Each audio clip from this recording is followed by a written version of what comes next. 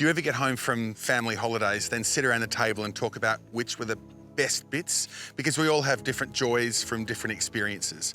Well, this episode of the Great Australian Detour will be a little bit like that. We're going to look back at the very best bits. And gee whiz, will it be swimming with dolphins? Will it be abseiling? Will it be the BRZ through the turns of Tasmania? I don't know. I do know this. It's the best bits. And the best bits are the detours. Or maybe think of it as a summer hits compilation album. Only instead of the songs being carefully woven together to take you on a journey back through the summer of 22, it's the detours. There were a lot. This is Subaru's Great Australian Detour.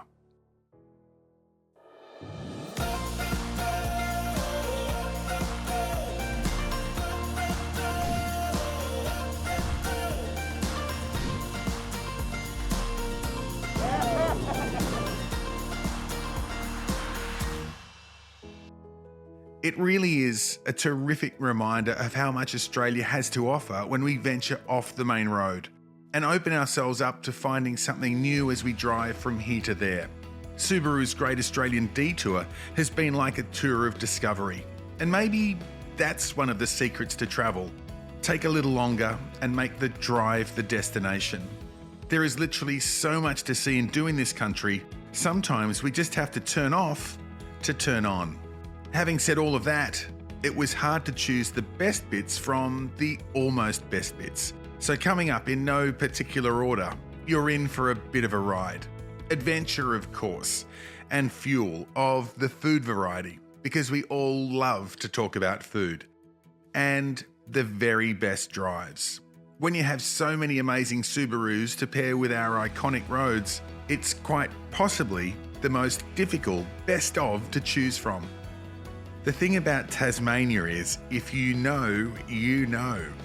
If you haven't driven to the rugged west of the Apple Isle, get cracking. This is driving for pleasure's sake.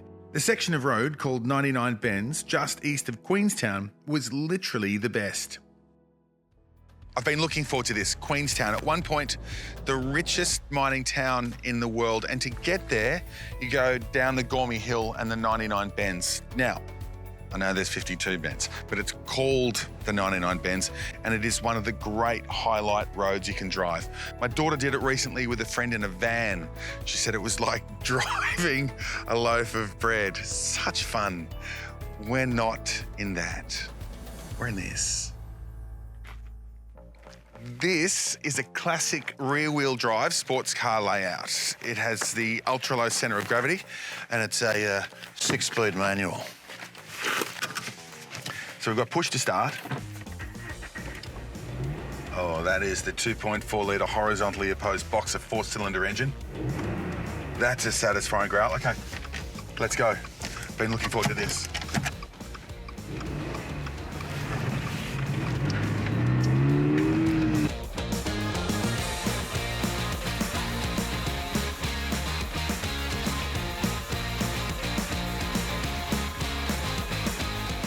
There's an 8-inch touchscreen. I won't be looking at that because I'm looking forward, keeping my eyes directly on the road. Sometimes I'll look in the rear vision to watch the road disappear out the back, but generally I'm looking forward. This is a dream drive. Oh, kangaroo! Just kidding.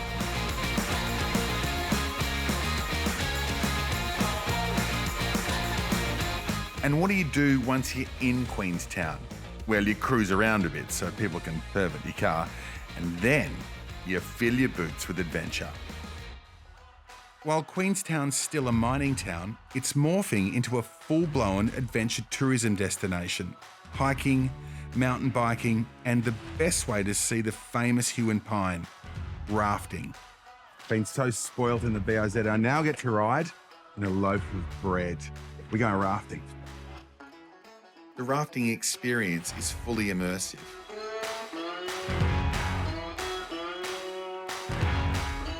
So this is the King River, right? And this is as good as a Tasmanian river can be. And then amazingly, you come up here and this is the Queen River, that's right, Ollie? And you'll see the colour change, and that's the remnants of mining from 30 years ago, but it's getting better. But I did meet this lady in town, and she said that in the olden days, what the kids would do is it was a grey sludge. They'd try and run across the sludge. Sometimes they get stuck, and it was great fun. Queenstown fun. See? So this is the remnants, but it's definitely getting better. The vegetation's almost Jurassic in scale. The gorges, gorgeous. And the hero, of course, are the rapids.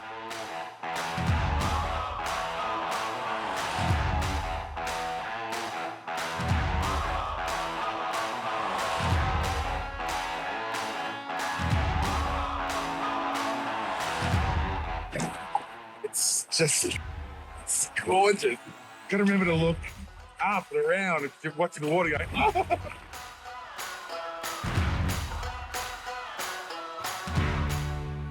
There's your male hue and pine there, the droopy one, and that's the non-droopy one, the pretty one, that's the female.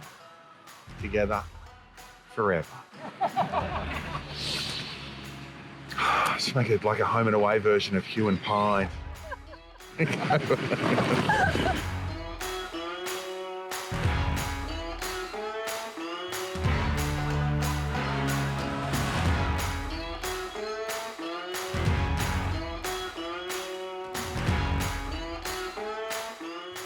That was like a Great Australian Wilderness Detour, just to be on the King River. It was brilliant. The rapids were good, but the best bit I think was seeing the hue and pines in the wild. So the males are droopy and the females are beautiful, and they grow literally 1 millimetre per year.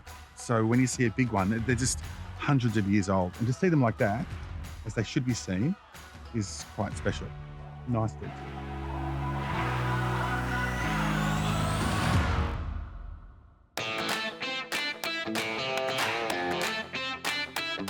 Driving holidays are one of the great opportunities to see things that we've never seen before. The roads are new, the experiences are new, but we also don't know what's around the next corner.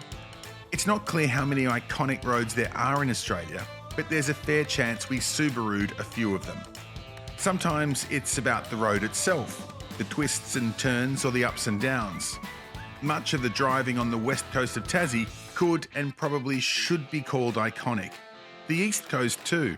But then great drives are about lots of different things. It's what you see, where you travel from as you drive toward. They're about history, sometimes hardship, and always, always beautiful. Subaru's symmetrical all-wheel drive unlocks roads and experiences you wouldn't ordinarily get to go to, and see things you never thought you'd see. The Great Ocean Road was a definite highlight. A scenic, picturesque and stunning drive in the Outback all-wheel drive touring. Maybe even better than the BRZ in Tassie. Well off the beaten track, you'll find the Great Ocean Road.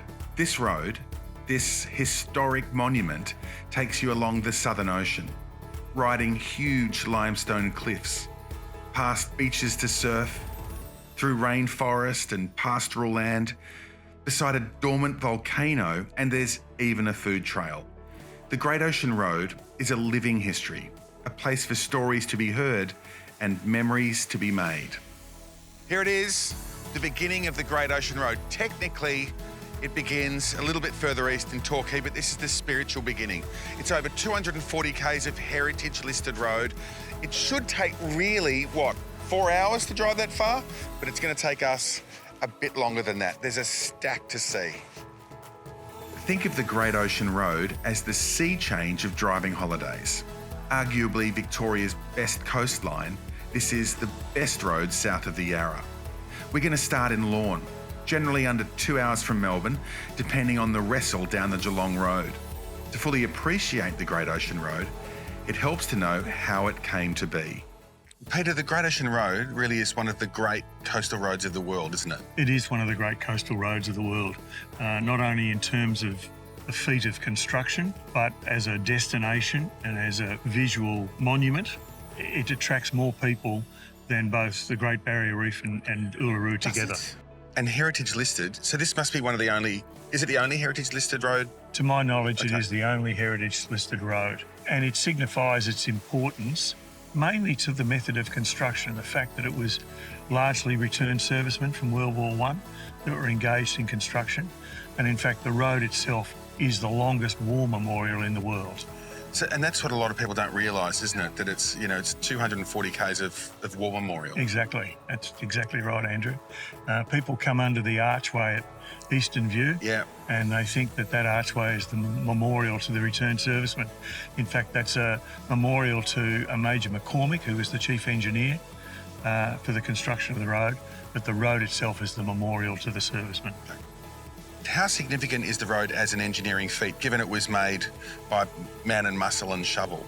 When you drive round the steep cliff areas of the road and think of the workers, the servicemen, being lowered over the top of the ridge on a rope and having to cut their footholds with pick and shovel, Yeah. and then gradually dig the road into the cliff face, you wouldn't get away with it today. So when you're doing that beautiful drive, it's worth remembering it's actually a lot more than a road. Absolutely. The Great Ocean Road, predictably fantastic.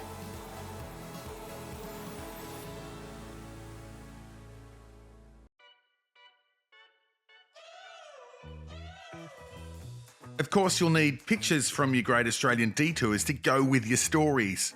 For whilst the views are nice, it's the adventures that get the cameras popping and the likes rolling. Yeah! Beautiful! As you detour, you'll find you can adventure pretty much anywhere. In the water, on two wheels, or four, or even on foot. Use your own feet or somebody else's. A horse maybe. There's a stack of fun to be had in helmets. And there were lots and lots of helmets. Helmets for boards and bikes, and helmets to be paired with harnesses. Which is when you know you're in for a real treat. Like, I don't know, hooking yourself to a man you've never met before who's got a flying contraption for jumping off a perfectly good mountain. At least from there, you can see where to on your next adventure. It might be climbing a mountain, then rappelling back down it. Bridges across rivers are a chance to find fish, just as bikes across sand dunes are a chance to remember being 12 years old. I know what you're thinking. I know. KOOL. No surf? Ride a dune. On a board. Then in a buggy. True beauty awaits the brave. Or maybe take a flight for a bird's eye view of where you've wandered. In the Flinders Ranges, it's a chance to set your compass, to get your bearings. Or head out to sea, Kangaroo Island style. Swim with dolphins, play with seals, or at the very least, do try. These are the moments that await us, unlike the fish that seem to avoid us. My adventure looks a bit like this. How your adventure looks is entirely up to you, but it's almost certain that a dirt road off another dirt road will lead to something special. If you've got a hankering for horse time, the McCormacks are a 7th generation farming family who've hosted weekend cowfolk for years. Trail ride from 30 minutes to 5 days. So, Andrew, Bruce. you ready to go, mate? Yeah, I think so. It's beautiful country, I know It's that. nice and it's really good, yeah. If we could go across a river, We've got one up there, a give me a small horse. small horse. Yeah.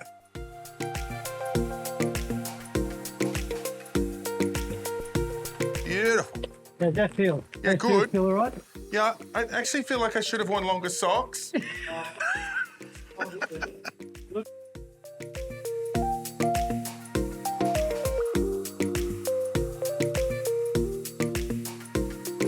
I did say to Bruce that I wanted to cross the river. It's not because I wanted to cross the river, I wanted to look for trout in the river because I fished this area before and it's just here. So, what's the river called? Buttercup Creek.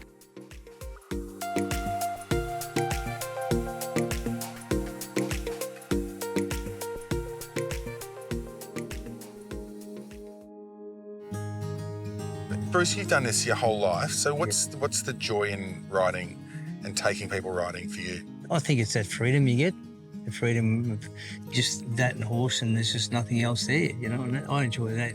Sometimes you're riding along and you forget how many people you got or whatever, and you got to turn around and count. Oh, geez, have I got them all?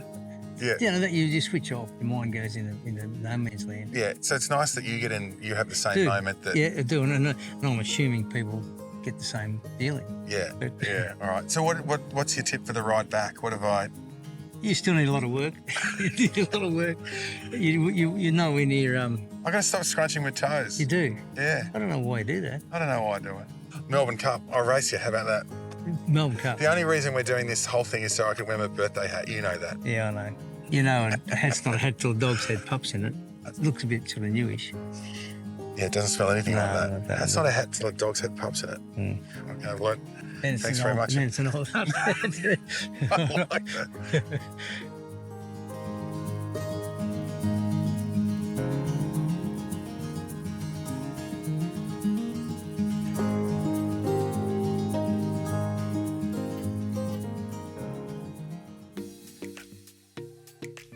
Did I tell you about the food? See, everyone wants to know about the food. You get home full of stories. You talk about the eagle you saw in the tree, majestically sitting there, or the emus walking past, kangaroos. And they go, yeah, but how's the food? Well, the food has been excellent. So leave me here while I eat it. We'll have more after the break.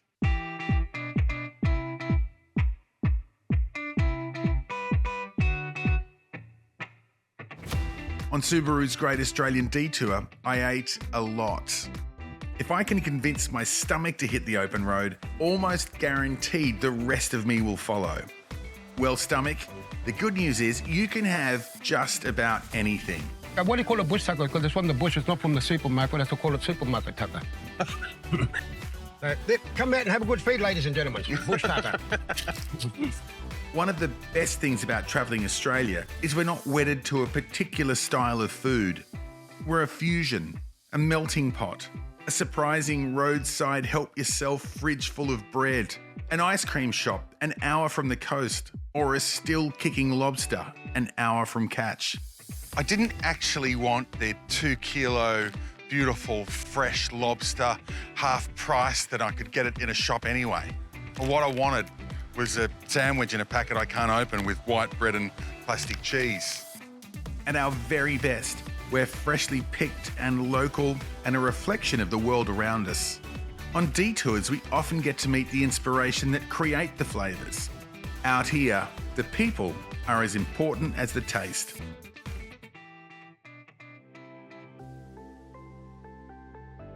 So Lee, you left Byron Bay at its absolute best for Bruny Island.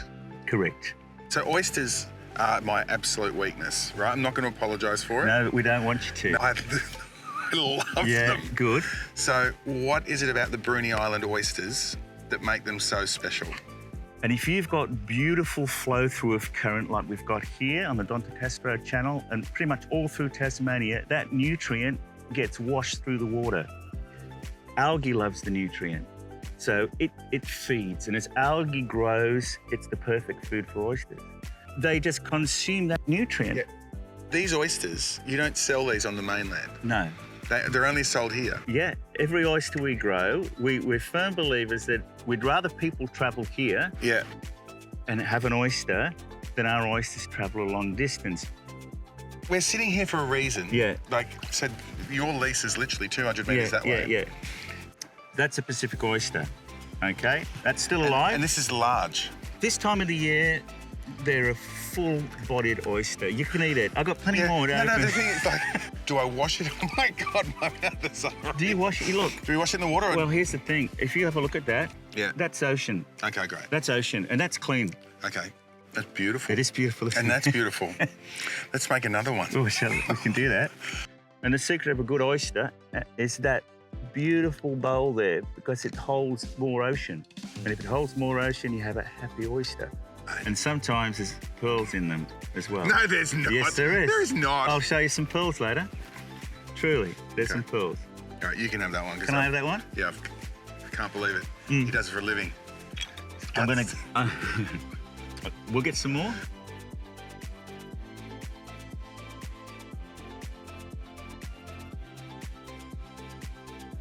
There's that great expression, you know, whatever blows your hair back. Well, this is like what literally has blown my hair off. It's a tasting plate from Lee, and there's Kilpatrick and an Asian fusion, and the natural, of course. So we've tried the natural. Let's go to a Kilpatrick. Oh. Deep down, I reckon we all know about the magic to be found once we leave the main road. To be honest, I'm staggered by what we found. Genuinely warmed and surprised by how good this country and the cars that got us there really are. And whilst it feels as though we experienced just about everything, I know there's so much more to discover. If we go a little further, just drive a little longer, we can learn and laugh together. So why don't you leave me here while I think about where to next on Subaru's Great Australian Detour. Thanks for watching.